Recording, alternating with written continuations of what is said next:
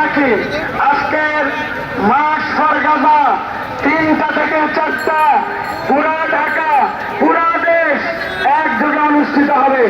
মাইকের শব্দ যে পর্যন্ত যাচ্ছে আমরা বলে দিতে চাই, সোহরাওয়ার্দী উদ্যান কোন সমাবেশের জায়গা আজকে নয়, কোন বক্তৃতার জায়গা নয়।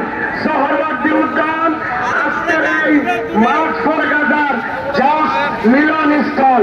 এখানে কোনো বক্তৃতা, এখানে কোনো আলাদা কিছু হবে না, শুধু একটি ঘোষণাপত্র পাঠ হবে।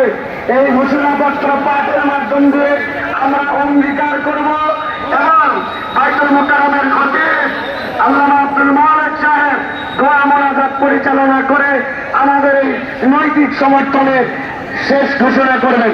সুতরাং 3টা থেকে 4টা পুরা দেশ পুরা ঢাকা রাস্তায় মার্চ করবে।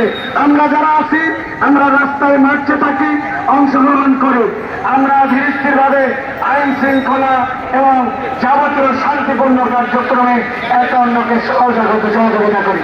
আবার আমাদের নির্দেশনা আসলে, ইনস্ট্রাকশন আসবে, মাঠে আপনারা বসেন, রিল্যাক্স করেন, নিজেরা স্লোগান দেন, ছবিগুলা তুলে নেন, ভিডিওগুলা করে রাখেন।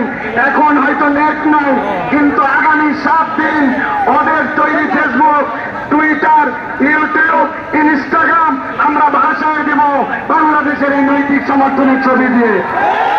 ইনশাআল্লাহ আপনারা ছবি নেন, ভিডিও করেন, আপনারা আপনাদের মতো করে সময়টুকুকে আল্লাহর কাছে দোয়ায় নিমজ্জিত করেন।